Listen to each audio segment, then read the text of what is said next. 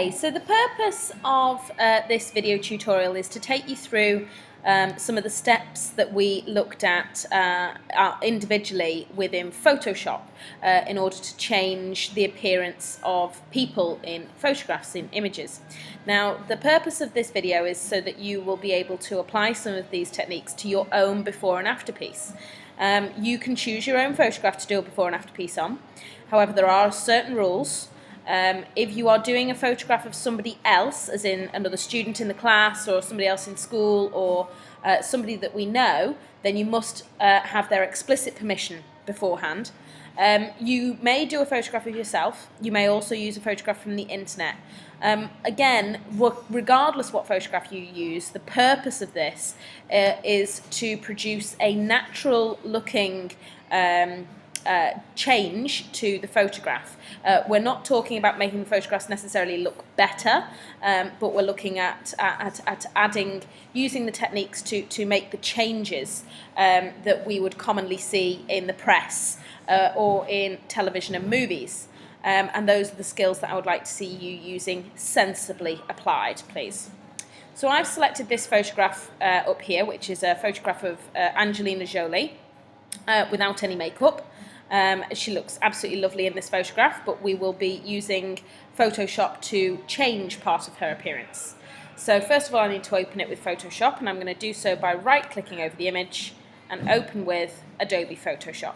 Remember, this piece of software is only available on the laptops in the first trolley of laptops, the laptops next to Mr. Finley's desk.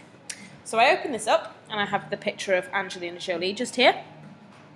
Now, before I get started, I'm just going to zoom in so I can have a little bit of a closer up look at the different parts that I might be working on. Okay. Now, I notice that prior to makeup, Angelina Jolie, her skin could possibly use a little bit of smoothing in these tone areas just here. So we could use our spot healing brush to achieve that. I might also work on her eye colour. I might enhance that to bring out that lovely brilliant blue that we often see. I may also look at applying some makeup, whether eye makeup or lip makeup, and I may look at changing the tone, the whiteness tone of her teeth. So these are some of the things that I think we'll start off with this particular photograph here. So let's start with looking at the skin tone. Now for the spot healing brush, okay, I want to be using this particular tool over here that looks like a plaster, and within this particular tool here, I have my spot healing brush open. Now remember, the spot healing brush will select pixels from the area around where I'm clicking and replace that area with the pixels from around the edge. So I'm just going to remove these ever so slightly blotchy areas. This is how we might remove a pimple or a spot from a photograph of anyone, really. This is how those individuals who go about making those changes, the Photoshop editors, this is how they would be doing it. So we'll have a look at just those sort of little bags under her eyes at the same time. A couple of little areas up here on her forehead, nothing major. Being careful not to go too close to the hairline because I don't want to pick up the darker pixels and replicate those onto her forehead. I want to try and avoid doing that if I can.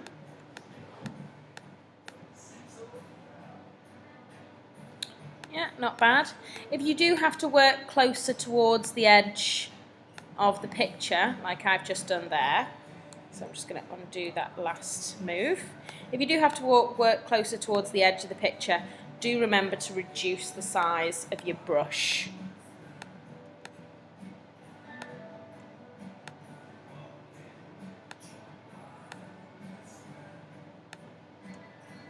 Okay, so next I'm going to have a look at her eye colour. So I'm just going to zoom in a little bit further.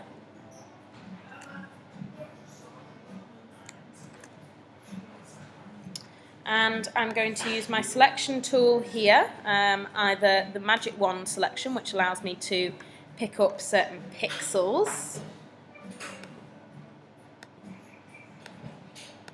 But I'm not entirely happy with that because I've gone right up into the edge here. So I'm just going to deselect. I'm just going to reduce my tolerance right the way down. Try that again.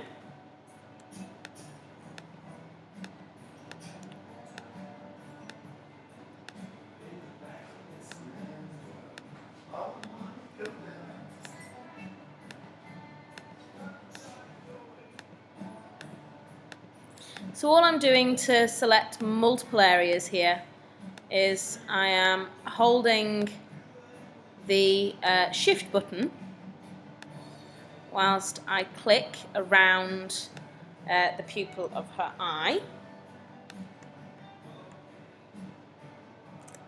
And I probably want to refine the edge and just sort of smooth it off a little bit.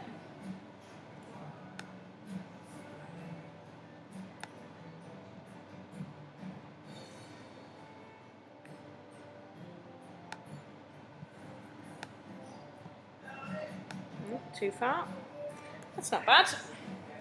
And then the same again for the other eye. So I'm going to do both eye selections at the same time. So I'm just going to pick up this pupil as well.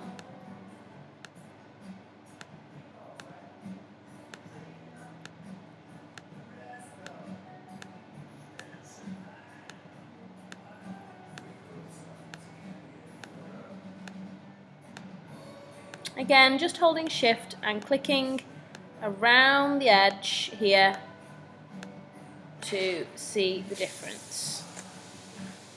Again, I'll just refine that edge a little bit.